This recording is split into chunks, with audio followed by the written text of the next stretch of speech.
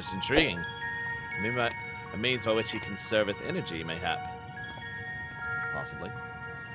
Well, I certainly want him to blink out of existence in our account, helpful as he's been.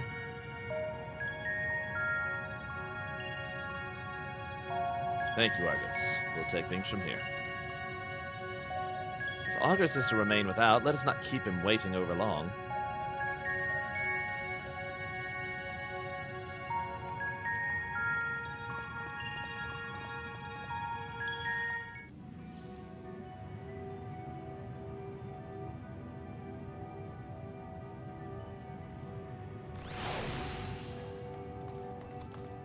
Oh, cool.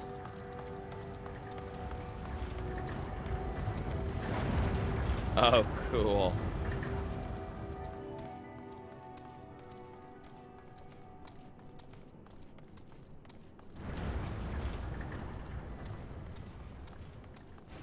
Yo. Holy crap. Holy crap.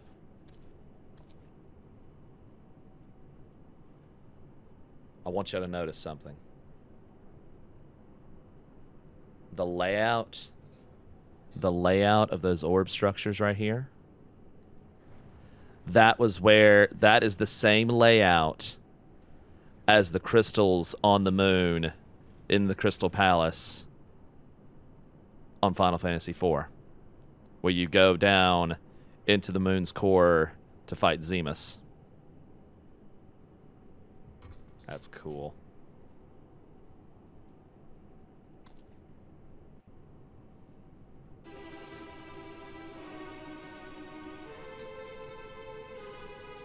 Okay.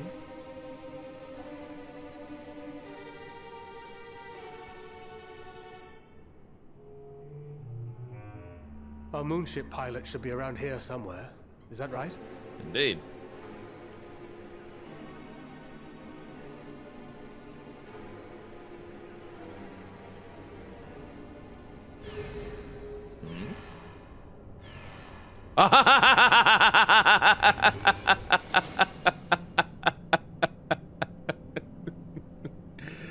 Hi, little Remingways. Hello, little Remingways.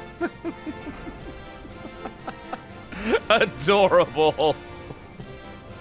Here come our moon rabbits. I wonder if we can change our name now for free. That's what they could do in 4. They're all like, what the? Buddy, thank you for 1,000 bits. Oh, that's adorable. Oh. So what you're saying is next playable race, right? Adorable. Adorable. Look lively, everyone. Oh my god. I know. This 1,243rd inspection is a mite ahead of schedule, but it is of the utmost importance. For Zodiac, alas, is no more. Ah, well. Life sucks. Now, our mighty moon has a new purpose. To bear the people of Aetheris to safety. Alright. Our time has come, my friends. They're so cute. They're so excited for this. We must be swifter than swift. There is much to do before our guests arrive. The 1.0 music. Ah! And don't forget to relay our signal to Aetheris. Questions? Yes? No? Maybe so? No? Then hop to it! I like this moon rabbit.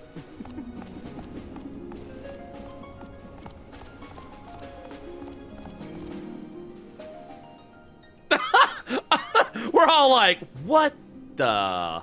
'Tis a rather curious crew she hath chosen. Yeah, putting it mildly. Endearing forms intended to ease the passengers' hearts, perhaps. Thank you, Orange. Perhaps. Perhaps, yeah. Vectrin's like, I'm seeing this. I think that's yeah. I think that might be the Stormblood menu theme, maybe. Yeah, I don't know. Either way, it's a cool version of Prelude. That's so freaking cool, man. Ah, that's adorable.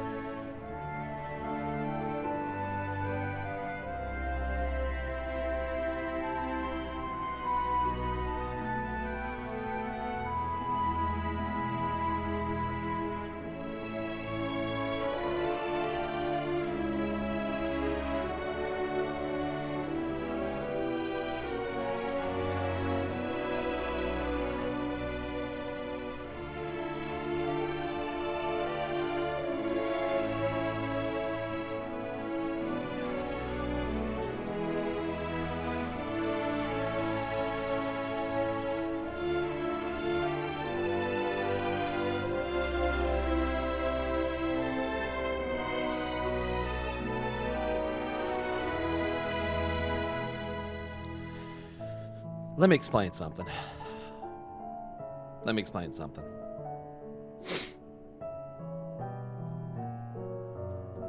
Let me explain why this broke me right here.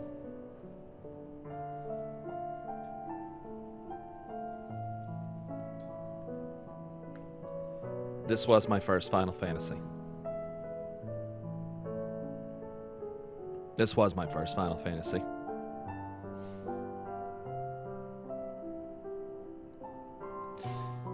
It not only introduced me to the franchise,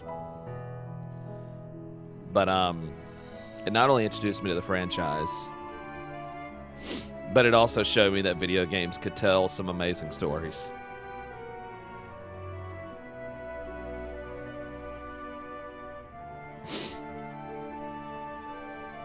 And to this day, it has some of the greatest characters ever. I wouldn't be a Final Fantasy fan if it wasn't for this game. Jesus.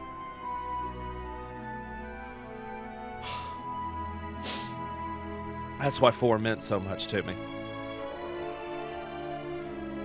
It really did. Still does. There's a reason 4 means so much. And I think they knew that. I think they knew for so many people. Because there's a lot of people that didn't play Final Fantasy 1 when it first came out, you know? there's a lot of people that didn't play Final Fantasy 1 when it first came out. But I would wager more people played 4. I would wager more people when I was a kid, my generation, I would wager more people played 4.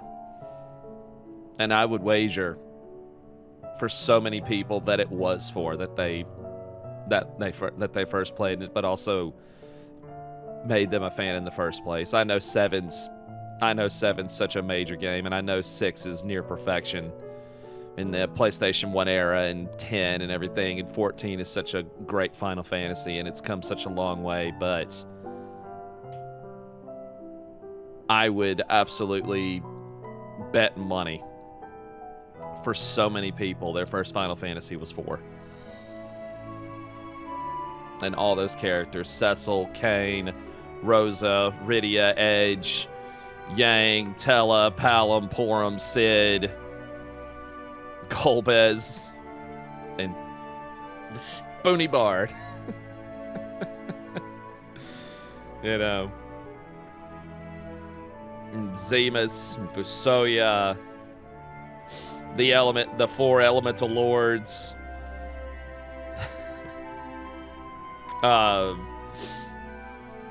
God.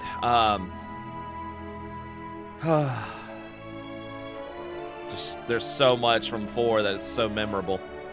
The Tower of Babel, the whole thing with the moon, which is taken directly from 4. The Tower of Zot. There's so much that inspired this particular expansion that came out of 4. And I love that for this particular story, that the stuff that they pulled from the Final Fantasy game 4 inspiration, I love that it was 4. I love it from a personal level that it was 4, because 4 not only symbolizes my first Final Fantasy and what got me into the game in the first place, and what got me into the franchise in the first place. It also symbolizes what I consider not only my childhood and one of the greatest, video game generations ever. Because to this day, I will always say the Super Nintendo, Sega Genesis era was that was such an untouchable, just generation in time of discovery. There were so many new things that still resonate through video games history to this day that came out of that particular era. You know? There was so much that happened then. And then, like I said, I know 6 is considered near perfection. And I know 7 mainstreamed JRPGs. And the PlayStation 1 era changed everything. And 10 and 14, and I know all that, you know. But I dare say it wouldn't have gotten anywhere if it wasn't for this game right here. 1 got them their start, but I tell you what, the fact that this was the game they chose to try and reach out to a broader range of people. The fact that it was this one. You know? It still means something, and to this day, it still resonates. I mean, how do I know? Y'all, we're on the moon. That was the first Final Fantasy game to take us there. All of this. Every bit of this. To the little rabbit people, to the music, this very palace itself, the placement of the pods they were in, which is identical to the crystals in the crystal room that held the teleportation pad that led you to the core of the moon where Zemus was. All of that is straight from 4. All of that is directly from 4. Yeah. And the way 4 was so strongly story-driven. Yes. It's entirely story-driven. You know? It really is. I need to take 5 after that.